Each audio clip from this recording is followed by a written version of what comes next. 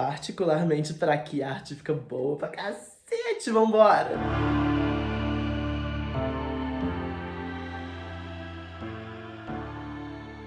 Olá, Sinners! Meu nome é Alicene, a biblioteca está aberta e no vídeo de hoje nós vamos discutir as principais vanguardas europeias, vamos falar de 5 delas. No vídeo anterior, se você não viu, clica em um desses dois lados, eu nunca sei qual lado que é, a gente discutiu um pouco da arte europeia, né, ocidental, blá blá, até o século XIX. E aí agora a gente vai entrar no século XX, olha só.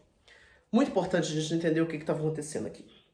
A arte representava o real, né? Tinha uma proposição mimética de que a arte tinha esse eco da realidade, a gente representava o que estava dando beleza, ok. Agora, no século XX, acontece uma sequência de coisas que vai mudar isso. O cubismo tem uma marcação de desconstruir a realidade das coisas a partir de uma perspectiva de ângulos. O que eu quero dizer? Deixa eu pegar um livro. Se eu pego, por exemplo, Graciliano Ramos, Vidas Secas. A maneira como eu viro esse livro daqui, eu estou vendo esse vídeo, eu estou vendo essas páginas, eu estou vendo a parte de trás um pouquinho dobrada. Vocês estão vendo esse vídeo de uma outra perspectiva, esse livro.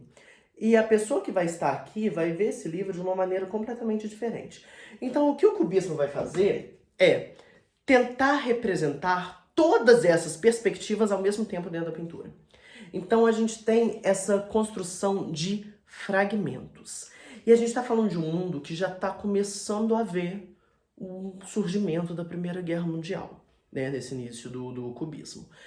O século XX é muito marcado por essa tristeza, essa melancolia generalizada com relação ao fato de que nós temos as duas guerras mundiais. Nós temos o nazismo, o fascismo, o holocausto, tudo isso acontecendo. E é a partir desse mundo em fragmentos e desse mundo altamente questionável que os vanguardistas vão começar a olhar e falar: nossa, é isso? É isso que a gente tem? É isso que a gente vai fazer? E eles começam a entender que o avanço científico, o avanço do real, levou a algo que eles não querem. Então eles vão começar a propor outras formas de existência e outras formas de fazer artístico, sendo o cubismo uma delas. Agora, atenção, é importante a gente entender que nem sempre a arte é um paradigma subversivo, um paradigma que vai se opor a um poder opressor. E aqui eu trago o futurismo. O futurismo, que teve muito da sua base ali no cubismo, né, tirou muito dele, era um instrumento fascista, sabe? Era uma arte fascista que visava a que as pessoas esquecessem a história, deixassem a história para trás, falassem que o passado é passado e agora vamos focar no futuro. Mas um futuro também altamente focado em guerras, em instrumentos bélicos, em armas. Então é uma arte que em seu momento serve a um poder fascista. Agora, é claro, isso vai ser subvertido. Por exemplo, hoje em dia nós temos o que nós chamamos de afrofuturismo. E o que é o afrofuturismo?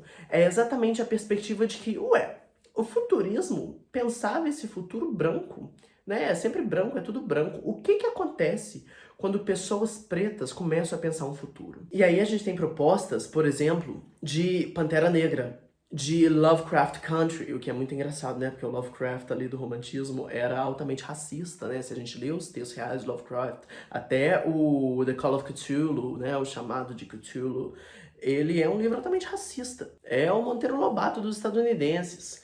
Então, a gente tem essa proposta de subversão, né? É muito importante que a arte tenha essa força subversiva. Mas ok, volta. A gente também tem, além do cubismo e do futurismo, o meu favorito, que é o dadaísmo. O que o dadaísmo vai fazer? Ele vai virar e falar: ó, gente, deu ruim. Não, mas deu muito ruim. Aí não tem muito o que fazer, não. E se a gente jogar tudo pra cima? Se a gente falar: eba, vamos fazer tudo de novo? Vamos destruir tudo que a gente tem? O que é um poema dadá? Vocês cortam um monte de pedaço de jornal, um monte de palavras, joga pra cima. Do jeito que cair no papel, você lê. O Marcel Duchamp, quando ele coloca a fonte, né, the fountain, o mictório dele, ele pega o mictório, assina e coloca no museu. E vira esse grande marco da arte dadaísta. E lógico, muitas pessoas continuam sem entender o que é o Dada.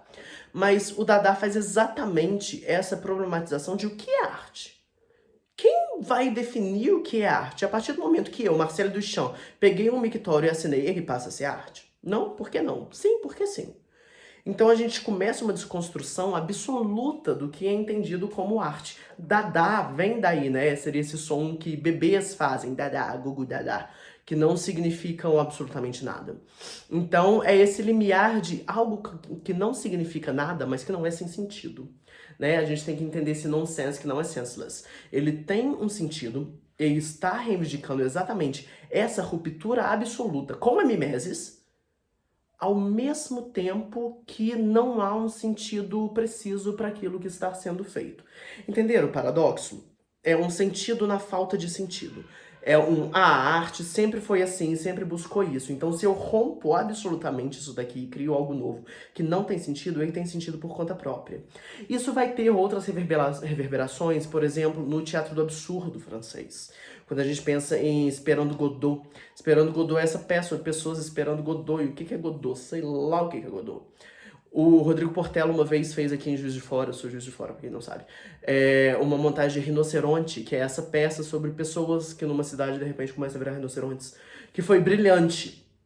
E surge desse lugar de o mundo tá o caos, não tem muito pra onde correr, sabe? Tem essa desesperança completa de como sobreviver. Primeira Guerra, Segunda Guerra, Holocausto, e é tipo assim, mano, então é isso. Então joga tudo pro alto e vamos ver o que acontece, sabe? E é claro que incomoda. E incomoda especialmente esse núcleo artístico que tem essa concepção de arte como uma determinada forma, né? E a gente está acostumado a entender a arte como uma determinada forma, a entender a arte nesse lugar de mimeses. Então, o dadaísmo ainda é muito mal compreendido, da mesma forma que Tarsila do Amaral o povo odeia no Brasil, especialmente os direitistas. Odeiam porque não entendem qual que é a proposta da Tarsila do Amaral, especialmente estando dentro de um movimento antropofágico, sabe? Então incomoda, e é pra incomodar a falta de sentido. Beleza, então fomos 3. Cubismo, dadaísmo, futurismo. Agora vamos falar de um que chama expressionismo.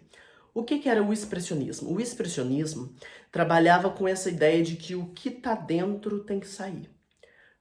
Então não é uma arte que vem de fora, é o que está aqui precisa sair. E é de novo essa angústia generalizada, né, que de alguma forma tem que ir para algum lugar.